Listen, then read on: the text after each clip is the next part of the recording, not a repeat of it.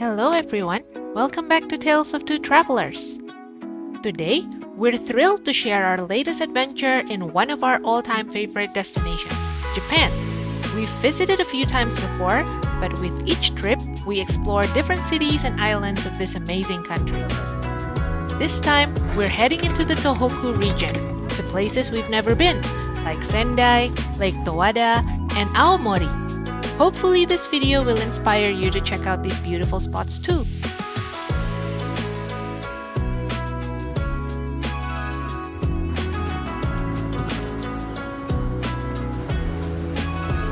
Our journey kicked off in Tokyo, where we met up with family from Singapore before we officially started our trip.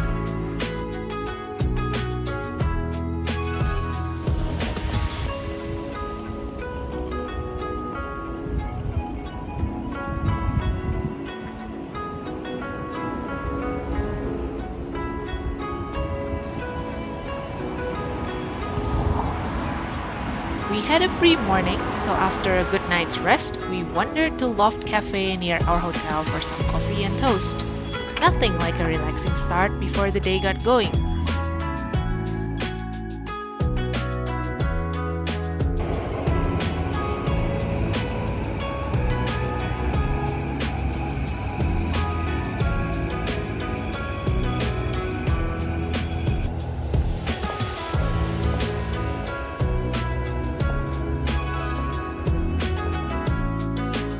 While waiting for the group, we explored around, including a stop at Akihabara.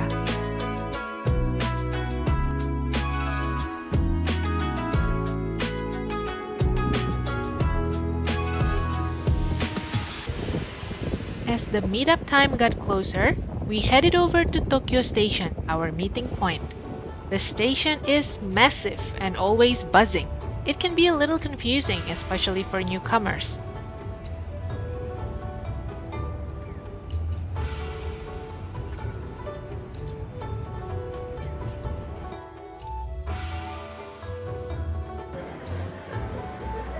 Since it was lunchtime, we grabbed a simple pasta dish before meeting the rest of the group. We enjoy all food in Japan in general, and this pasta, while not fancy, were still enjoyable. Of course, in the course of our journey, we'd have many more memorable and delicious fares. Our group now complete, it was time to hop on the Hayabusa Shinkansen to Sendai. The ride was about an hour and a half and cost around 11,000 yen or roughly 95 Singapore dollars each. Hayabusa is the fastest option, but make sure to reserve your seats in advance.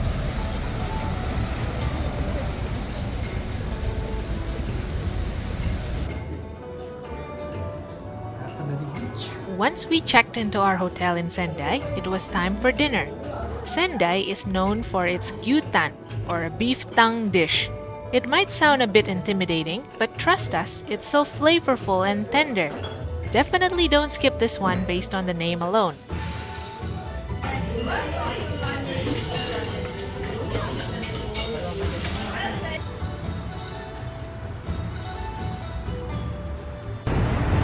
Hi, hello, good morning from Sendai. Behind me is our hotel, the Upper Hotel. It's located very near the Sendai stations, and just across the street, this is the shopping street that we are going to go this morning.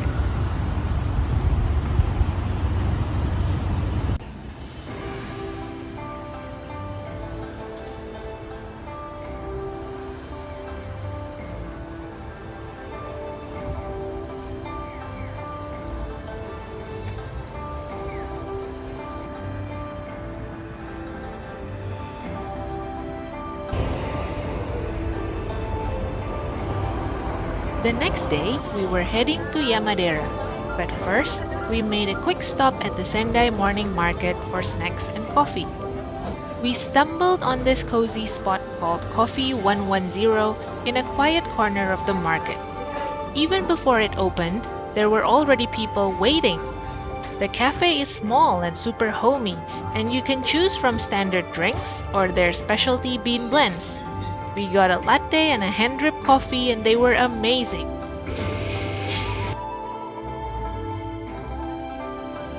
After our coffee fix, we explored the market a bit. It is small but packed with local specialties like zunda and oysters. We were curious about the zunda, so we bought some mochi with zunda paste from a friendly seller who even gave us a little gift. Kakak mau lihat onigiri?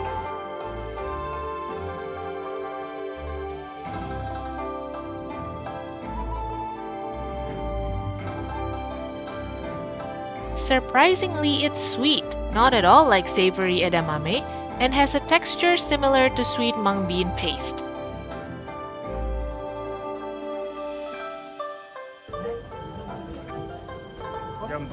We also grabbed a few onigiri from a street vendor, which were simple but delicious.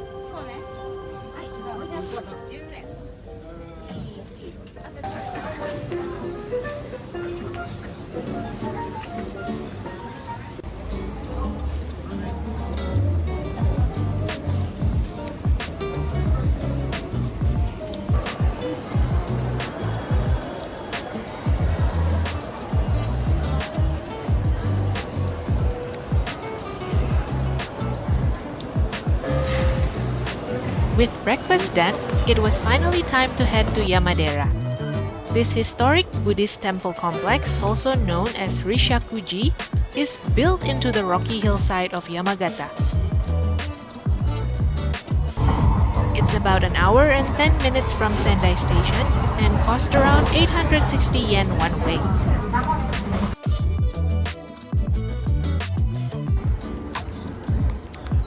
As soon as you step off the train, you can spot some of the temple buildings at the top of the hill. A little sneak peek of the climb ahead.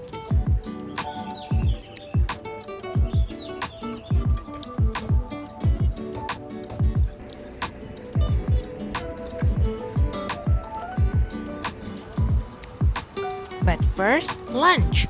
Since it was already past noon, we stopped at a nearby spot called Enzo for soba noodles, a light, tasty meal before the hike. Just a tip, most restaurants here cater to day trippers and close by the afternoon, so plan your meal times. Google Maps can help with opening hours, but it's sometimes hit or miss.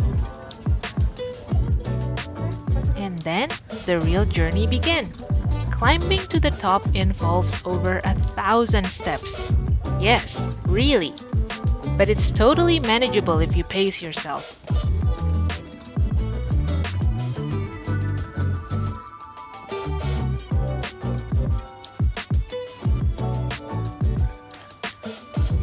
The path is often seen as a metaphor for enlightenment, with each step bringing you closer to peace and understanding.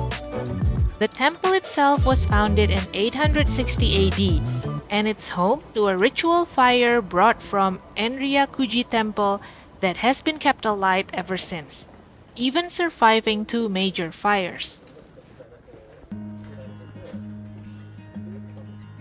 Fun fact: Basho, the famous poet, wrote one of his most cherished haikus here, inspired by the temple's peaceful beauty. Yamadera also has some legendary connections to the samurai Minamoto no Yoshitsune, who supposedly sought refuge here after escaping his brother's forces.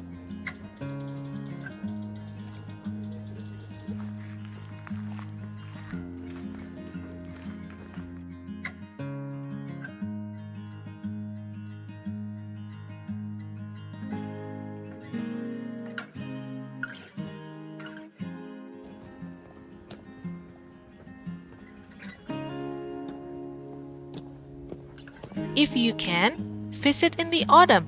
The view from the top surrounded by the fiery colors of fall is absolutely breathtaking. This year, autumn was running a bit late, so the leaves hadn't fully turned colors yet. Still, the view from Godaido Hall, an out-of-the-way lookout point, made the climb worth every step. It offers an unobstructed view of the beautiful valley below, an amazing spot to reflect and take in the beauty.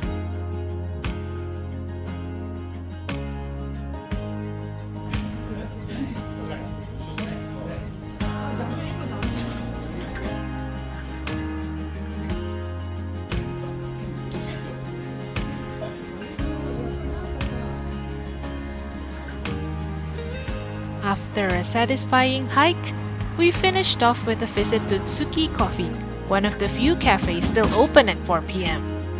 We enjoyed a warm cup of coffee and even tried some dango before heading back to Sendai.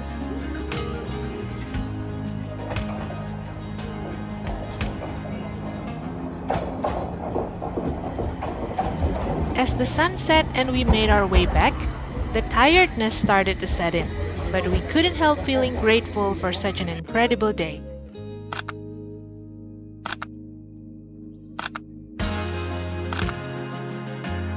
Thank you so much for coming along on our adventure. If you enjoy this video, please give us a like and subscribe. It really means a lot. Until next time!